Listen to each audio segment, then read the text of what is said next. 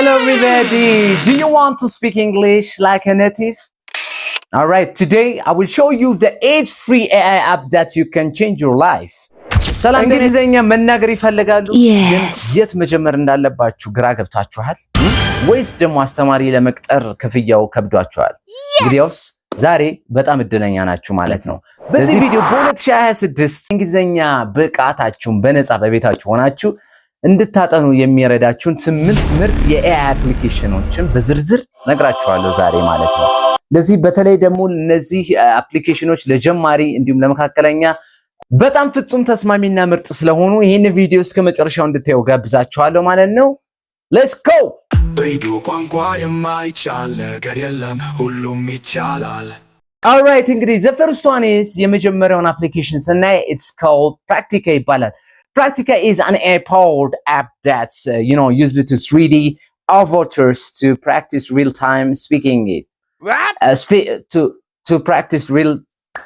Practica is this app is an AI-powered that's used 3D avatars to practice real-time English, and also it simulates real-time conversation and provides instant feedbacks on your grammar and pronunciation, as well as it's best for beginners and advanced learners who want to overcome the fear of speaking, right?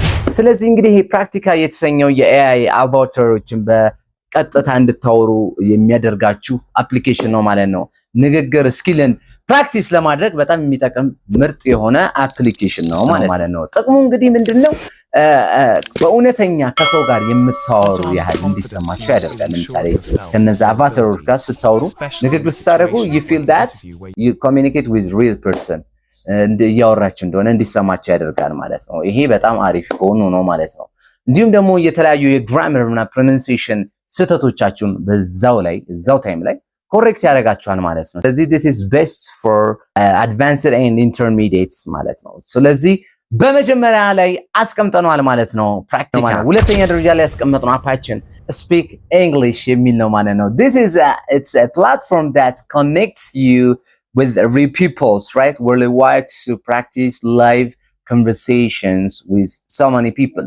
It's also helped you to build the confidence through actual interactions ማለት ነው። So this is best for intermediate learners looking for real human conversation practice, right? ዙሪያ ይህ አፕሊኬሽን Speak English ይባላል ማለት ነው። በዓለም ዙሪያ ካሉ እውነተኛ ሰዎች ጋር በቀጥታ በድምጽ ወይም ቮይስ ኮል እንድታደርጉ የሚያደርጋችሁ ልዩ መድረክ ነው ማለት ነው። ስለዚህ የዚህ አፕሊኬሽን ጥቅሙ ደግሞ በዋናነት ከሰው ሰራሽ አስተውሎት ወይም ከኤአይ ጋር ብቻ ሳይሆን ከእናንተ ሌቭል ጋር ካሉ ተማሪዎች ጋር ኮሙኒኬት የምታደርጉበት ምርጥ አፕሊኬሽን ነው ማለት ነው። የተለያዩ ሰዎችን አክሰንት ለመረዳትና በራስ መተማመን ለመገንባት በጣም ይረዳናል ማለት ነው። ይሄ እንግዲህ አፕሊኬሽን የሚጠቅመው ለመካከለኛ ደረጃ ነው ወይም ደግሞ ለኢንተርሚዲየት ለርነር ለሆኑት ነው ማለት ነው። ከተለያዩ ሰዎች ጋር ለማውራት የሚፈሩ ከሆነ የንግግር ልምምድ ወይም ስፒኪንግ ፕራክቲስ ለሚያጥራቸው ሰዎች ይሄ አፕሊኬሽን እጅግ በጣም ተመራጭ ነው ማለት ነው። እንዲሁም አፑን ለመጠቀም ምንም አይነት ክፍያ አትከፍሉም። ወደ ሶስተኛው አፕሊኬሽን ልውሰዳችሁ። The world's most popular learning app is called Duolingo. It's the most popular app in the world.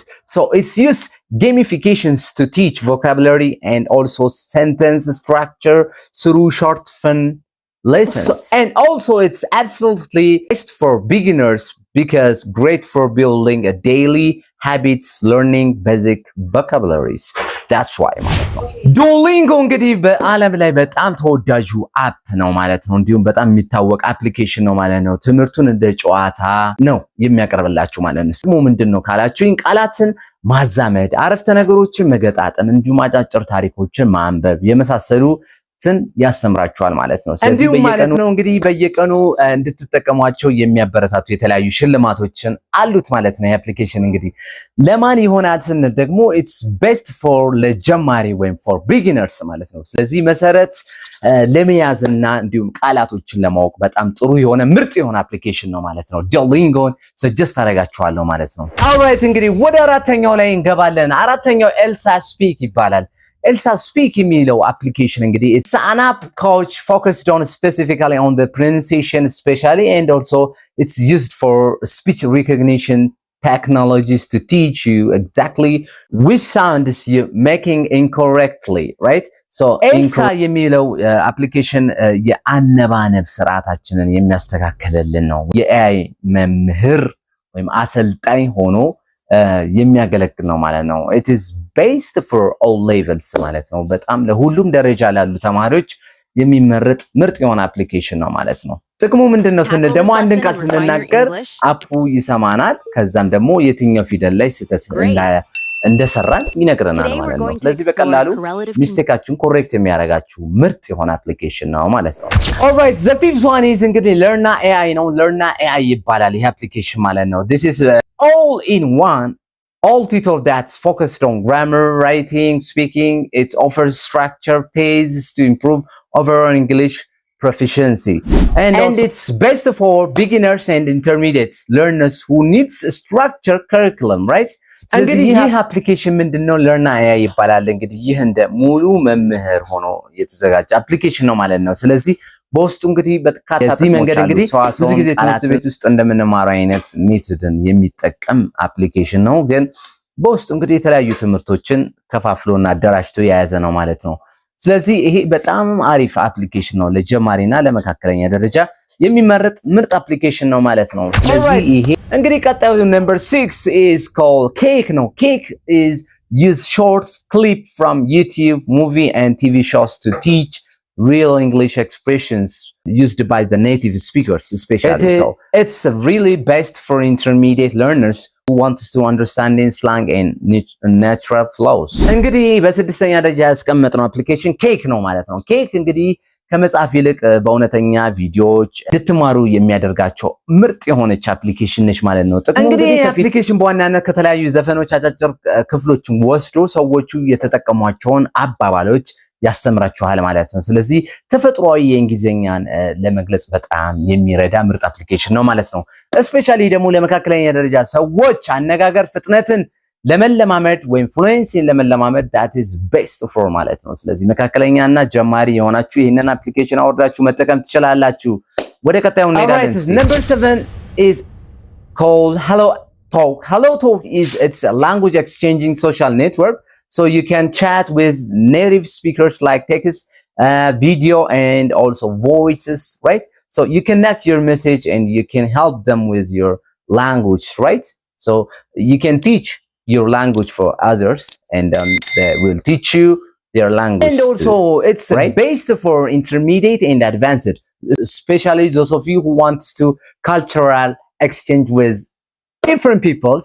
Please, I strongly advise you to use this. Hello Talk እንግዲህ እንደ ፌስቡክ ያሉ ላንጉጅ ኤክስቼንጅ ወይም ደግሞ የቋንቋ ልውውጥ ማህበራዊ አውታረ መረብ ማለት እንችላለን ማለት ነው። ልክ እንደነዚህ አይነት ነው። እንግዲህ አማርኛ መማርን የሚፈልጉ የተለያዩ የውጭ ሀገር ዜጎችን ታገኙበታላችሁ። እናንተ አማርኛን ስታስተምሯቸው እነሱ ደግሞ እንግሊዝኛን ያስተምሯቸዋል ማለት ነው። ስለዚህ እንደዚህ አይነት ያረጋችሁ እየተማማራችሁ እርስ በርስ በጽሁፍም ሆነ በድምጽ እንዲሁም ጓደኛ በመያዝ ትችላላችሁ ማለት ነው። እዚህ አፕሊኬሽን ውስጥ የተለያየ ጓደኛ ይዛችሁ ኮሚኒኬት በማድረግ ፕራክቲስ ማድረግ ትችላላችሁ። ለመካከለኛና ለከፍተኛ ደረጃ ተማሪዎች ይሄ በጣም ምርጥ የሆነ አፕሊኬሽን ነው ማለት ነው። ኦልራይት እንግዲህ ወደ መጨረሻ አፕሊኬሽን ወስዳችኋለሁ። ChatGPT ነው ማለት ነው። ቦነስ መስጠታችሁ the ultimate AI assistant ነው። So you can use it in explaining complex grammar, practice dialogue and also summarize long texts and so many things. So this is best for all levels. It's like having a teacher available 24/7, right? So it's good to use this application. እንግዲህ ይሄ አፕሊኬሽን ደግሞ ሁሉን አዋቂ ነው ማለት ነው። ስለዚህ የኤአይ መድረክ ነው ብላችሁ ውሰዱት። እዚህ አፕሊኬሽን ጥቅሙ ምንድነው ካላችሁ እንደ ቃለ መጠየቅ አድራጊ ሆነ አነጋግሪኝ ብትሉት ያናግራችኋል። ከፈለጋችሁ የጻፋችሁትን ድርሰት ሰጣችሁት እንዲያነብላችሁ ማድረግ ይቻላል። ብትፈልጉ ሰመራይዝ አድርግልኝ ብላችሁ መጠየቅ ትችላላችሁ። የፈለጋችሁትን ነገር ብትጠይቁት በሚገባ የሚመልስላችሁ፣ እንዲሁም አስተምረኝ ብትሉት በሚገባ ፕሮግራም አውጥቶ የሚያስተምራችሁ፣ ከፈለጋችሁም ደግሞ እንደ ግል ረዳት ወይም ፐርሰናል አሲስታንስ አድርጋችሁ ማማከር ትችላላችሁ፣ ማውራት ትችላላችሁ።